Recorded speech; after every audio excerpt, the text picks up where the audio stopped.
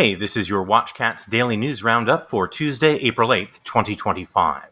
A federal appeals court, the Fourth Circuit Court of Appeals, has lifted a temporary restraining order that had been blocking DOGE's access to sensitive databases at 3 government agencies. So DOGE will now have access to those databases at the Department of Education, the Treasury Department, and the Office of Personnel Management.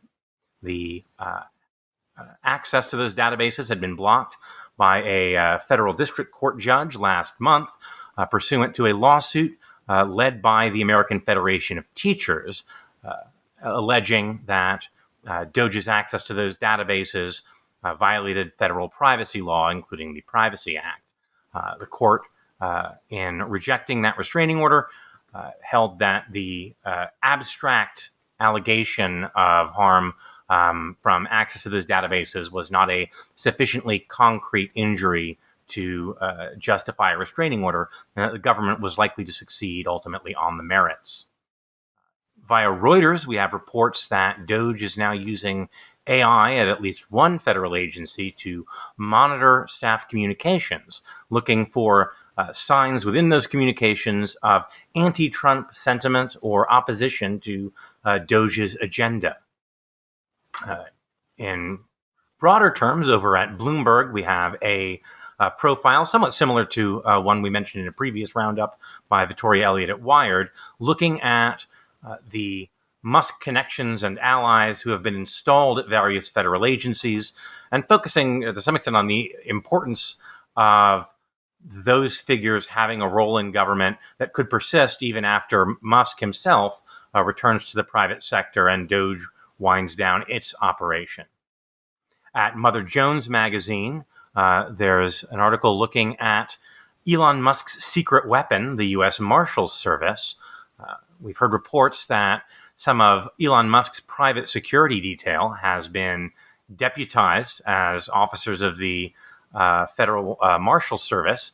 This is significant because we've seen already instances in which those deputized U.S. Marshals have been used to effectively seize control of certain quasi-independent entities where there's at least a dispute about the administration's authority to just sort of go in and take control.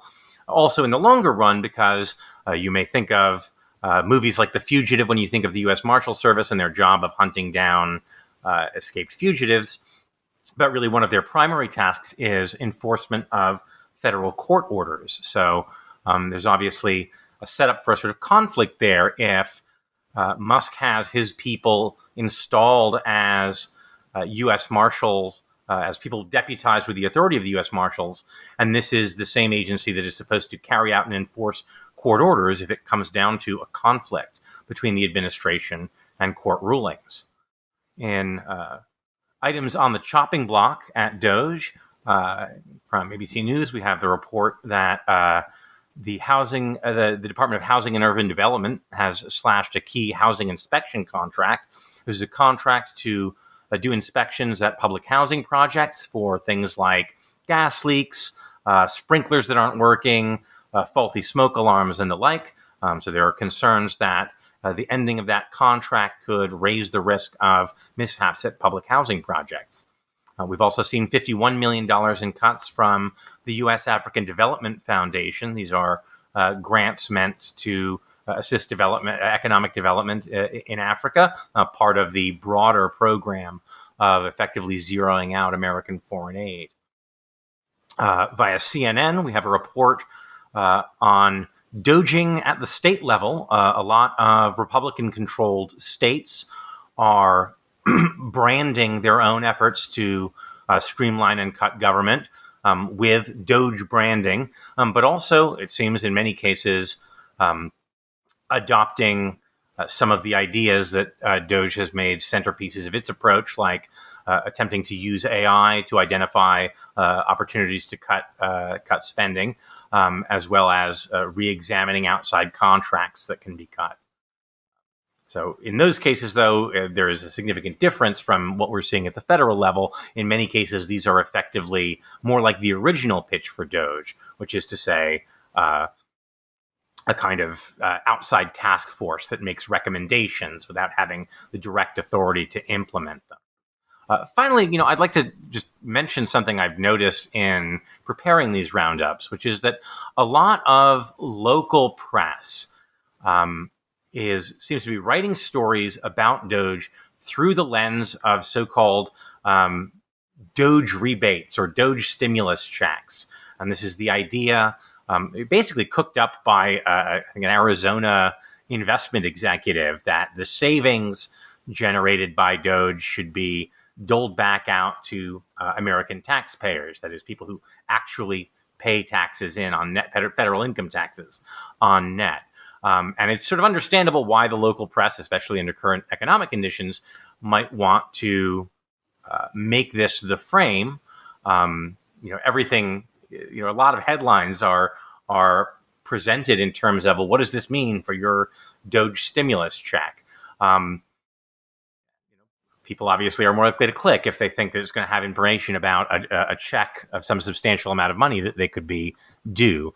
But I think it's just worth pausing to note a few things about this. First of all, this is just an idea that's been floated at this point. There is at present no actual statutory authority for it. So at present, this is an idea. It's not a real thing that is happening yet. Congress would have to act to make it happen.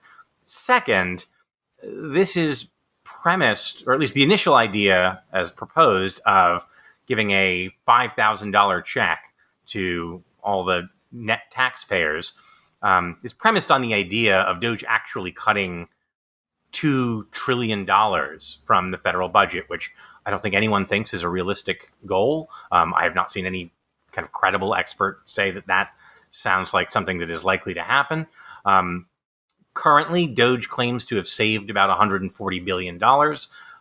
So if you count the top 60% of income earners who actually pay net federal income taxes, that would, if you doled out 100% of that to those taxpayers, that would be a little over $800, not $5,000 apiece.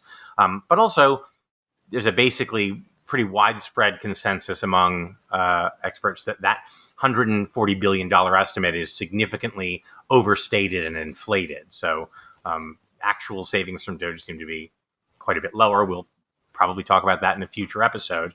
But also, maybe the most important thing to note is, even granting their inflated estimates of how much money is being saved, the federal government is still deficit spending, right? So it's not that the government is now in the black. So there isn't some kind of actual surplus of tax money that exceeds the amount that's going out of the Treasury every year that could then be returned to taxpayers. So if Congress decided to authorize some kind of Doge refund or stimulus check, this would not be returning a real net savings to taxpayers. The government would still be borrowing money in order to, essentially stick a brand label on a check that was being sent out. A little bit ironic, because this is not that far off from a claim Mitt Romney famously made during his presidential campaign, that, well, the real political problem Republicans have is that Democrats just like to hand out money to particular constituencies as a way to buy their votes. Until the deficit is actually down to zero, that's effectively what this would be: borrowing money to provide a payout with a Doge brand name or a Trump brand name on it. The goal of Doge was supposed to be to get spending under control and shrink the deficit and shrink the interest that we're paying on servicing the national debt. If you just dole out all those savings in the form of checks directly paid to taxpayers, of course, that's not going to happen. You can dole out money to people, or you can reduce the deficit. You can't do both at once. Anyway, that's the news roundup for today. I'm Julian Sanchez, and this is WatchCats. Please stay tuned at watchcats.show for our daily news updates and our weekly long-form podcast. See you then.